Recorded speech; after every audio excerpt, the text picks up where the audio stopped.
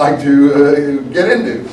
But for the Jews, this is a serious problem. So I think you can determine who is a Jew just on the basis of whether they're celebrating Christmas or not, frankly.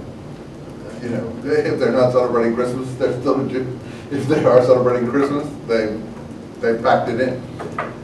I know it's a dumb gauge, but I don't think there's a better one actually to test someone's commitment, because to resist Christmas is a very it takes a lot of effort, particularly when everyone is enjoying themselves, getting into the spirit of the holiday, shopping, and mistletoeing and all these different things. I mean, that takes a certain amount of steadfastness. So, well, why resist? Well, it's what it symbolizes to them. I think the destruction of a lot of things that they held dear. I think the triumph of Greco-Hellenistic Roman civilization in many ways. But that's another class and another day. It's not for this class. So I think that the American scene is going to more or less, I think that the numbers are not going to increase, in America. I think that just to look forward to the future, intermarriage is the big issue, I think, for a lot of cultures and for Jews, Arabs, Asian groups too, I'm sure. The whole thing about intermarriage. Should I marry one of my own ethnic background, or should I marry someone else, an Anglo and Italian or something like that? These are serious issues for your offspring and your ethnic identity and so on in the melting pot. So where the Jews go, I mean, intermarriage is fine, but which culture is going to dominate? What are the offspring going to be? And that's where the push comes to shove. And it takes a lot to resist the Christmas wave for young people, unless you've got a commitment. I think the Jewish people are doing pretty well where that goes. The intermarriage is turning. I think it can replenish a people too. And the problem with Judaism, it's not just a religion. It's a religio people.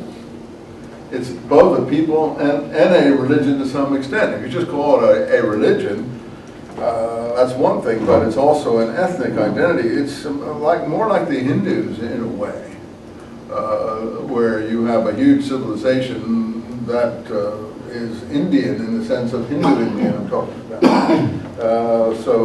Which is both a culture and a people. And so I think India, of course, is a very varied country. But Israel is the lodestone. If Israel really goes under, I don't think most Jews in the modern world will have whether they support Israel or not isn't the point. It's the effect Israel has on their being, that they can have some sense of security in the world.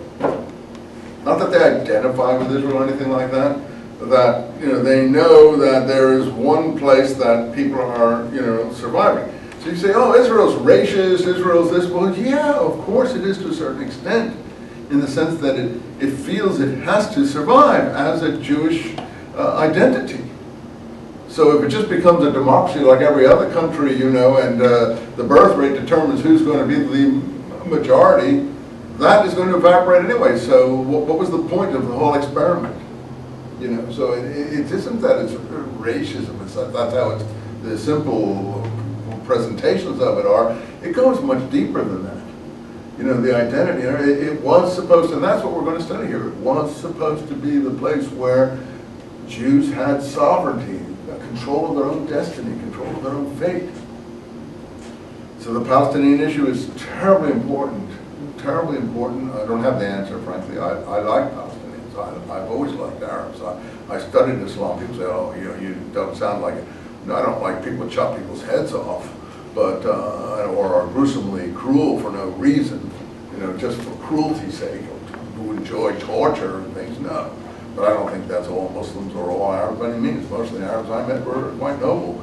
However, when the situation gets out of control, like it is in Iraq, or it can be in the Palestinian territories, should that ever develop, some people can become carried away with their behavior. So it does become a problem in terms of your feeling. But the point is that, what is going to happen with that situation, with the Arab problem. And I think Herzl understood it, would have solved it, or at least would have foresaw the solutions, but he wasn't allowed to survive. And we'll see the great tragedies that occur. I think Herzl would have saved maybe half of the Jews that perished in the Holocaust, frankly, if not more. It's always a shame to rewrite history. You can't rewrite history. But, you know, there's so many things that contributed. I was watching, I think I mentioned it to you folks previously, and it's very important. Something about Teddy Roosevelt. Okay, Franklin Roosevelt was a very great president of the United States and so on and so forth, and did a lot of things for social security, social welfare, you know, stopping the collapse during the Depression and so on and so forth. But from the materials that I have encountered, he was no intellectual titan. And basically he was kind of, we don't realize it now, running on his relative's name to some extent. That's really how he kind of got going, you know. Teddy Roosevelt, who we don't know much about because we've forgotten, was so popular in the late 1890s, early 1900s. People don't realize how popular he was. You know, and how forward-looking he was. You know, he was a trust buster, a monopoly buster, and stuff like that, although he believed in, you know, talk softly, would carry a big stick and things like that.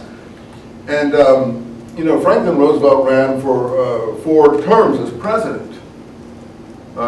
You know, which was unheard of prior to that time, which is why the Republicans, the minute they got a majority under Eisenhower, passed a constitutional amendment that a president can't have more than 2 terms. It's all directed against what Roosevelt did and their hostility and anger about Roosevelt. But I don't think Roosevelt was the man that is, not his ancestor, he's a cousin, a couple of times removed of in the previous generation, but someone he knew quite well. Was not the original person that his earlier progenitor was.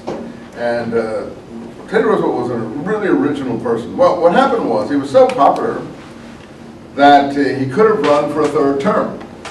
I don't even know if he did more than a whole 2 terms, because he came into office when someone else was shot. I think it was, his president, I think at that time, was McKinley. McKinley was assassinated, and Roosevelt, they put Roosevelt in the vice presidency to warehouse him to get rid of him, because he was too troublesome a person. Like he'd been governor of New York, just like his descendant.